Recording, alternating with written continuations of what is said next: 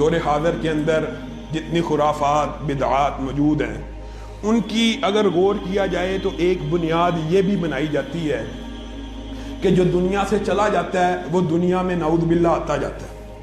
یہ فلسفہ نہ قرآن سے ثابت ہے، نہ حدیث سے ثابت ہے، نہ صحابہ سے ثابت ہے، نہ تابعین سے، نہ ائمہ اربعہ سے۔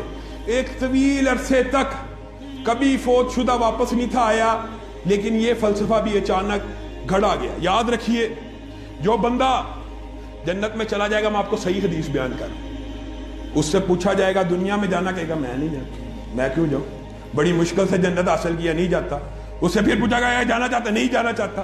صرف کائنات میں ایک مقام ایسا ہے شہادت کا، جب بھی اس سے پوچھا جائے گا دنیا میں جانا چاہتا ہے، ہاں اللہ میں دنیا میں جانا چاہتا ہوں، کیونکہ جس وقت میں شہید ہوا، جو پردے کھلے، جو انعامات دیکھے، جو تیرے کرام دیکھے، جو تیری نعمتیں دیکھی، میرا دل کرتا ہے میں بار بار وہ نظارہ کروں۔ واحد شہید اور شہید یاسین اپنی طرف سے بات نہیں کہہ رہا، یہ بات بھی سمجھ کے جائیے۔ یہ جو فلسفہ ہے اس کی بنیاد ہے بہت سی بدعات اور خرافات کی۔ جمعرات کو جی آتے ہیں مردہ روحیں آتی ہیں، زمین پہ آتی ہیں جاتی ہیں، یہ صرف پاکستان میں ہی آتی جاتی ہے۔ اور شہید یاسین کیا کہہ رہا ہے؟ یا لیت قومی یعلمون، یا لیت قومی یعلمون، اللہ ایک مرتبہ بھیج دے واپس، کاش میری قوم جان جائے کہ شہادت کا کیا رتبہ ہے۔ ایک مرتبہ واپس بھیج دے۔ اور لوگوں، انبیاء بھی دنیا میں واپس نہیں آتے۔ نبی کریم کا جو واقعہ یہ معجزے کا ہے، اگر دنیا میں آمد رفت کا سسٹم ہوتا، ایک ہی نبی کافی تھا۔ آدم آتے واپس جاتے، آتے واپس جاتے، ایکسپیرینس بھی بڑھ جاتا، تجربہ بھی بڑھ جاتا، تبلیغ کا انداز بھی بڑھ جاتا۔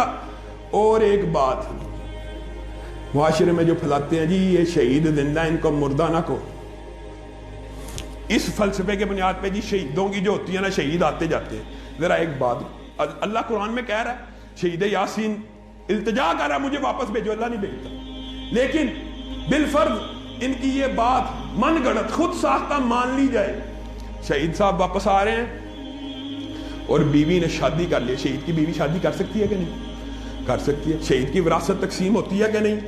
ہوتی ہے۔ شہید کی بیوی نے شادی کر لی ہے، شہید واپس آ گیا ہے، بیوی نے شادی کسی اور سے کی ہے، اور نعوذ باللہ کوئی بات سمجھ آئی ہے کہ نہیں؟ وہ گھر آیا، بیوی کی شادی کسی اور سے ہو چکی ہے۔ کیا اللہ اپنے ولیوں کو اس طرح شرمسار کرتا ہے، اس طرح ان کی گرفت کرتا ہے؟ یہ تم نے کہاں سے فلسفہ ڈھونڈا ہوا ہے؟ اللہ کی قسم، جو دنیا سے چلا جائے وہ اس دنیا میں واپس نہیں آتا۔ ہاں علی بتہ برزخ کی زندگی گزارتا ہے، اور اللہ تعالیٰ نے کہا برزخ کی زندگی کے بارے میں تم شعور نہیں رکھتے، لیکن شہیدوں کے بارے میں بیان بھی کر دیا۔ عرش کے نیچے قندیلوں میں ہیں، سبز پرندوں کے قالب میں ہیں، اللہ کا عطا کردہ رزق بھی کھاتے پیتے ہیں۔ لوگوں، یہ جو فلسفہ جتنا ہے یہ کس وجہ سے ہے؟ نبی کریم کی آخری وصیت سن لو، اپنی بات کو ختم کروں گا۔ اللہ کی لعنت ہو یہودیوں اور عیسائیوں پر کہ جنہوں نے اپنے نبیوں کی قبروں کو سجدہ گاہ بنا لیا۔ لوگوں، قبر کو سجدہ گاہ بنانا کیا اسلامی شریعت کا قانون ہو سکتا ہے؟ جو نبی مخلوق کو مخلوق کی عبادت سے نکال کے اللہ کی عبادت کی طرف لے کے جائے، وہ لوگوں کو پھر یہ کہے گا میری عبادت کرو۔ اللہ کہہ رہا ہے کیا انبیاء اسلام لانے کے بعد اس چیز کی دعوت دیتے ہیں کہ ہماری عبادت کرو؟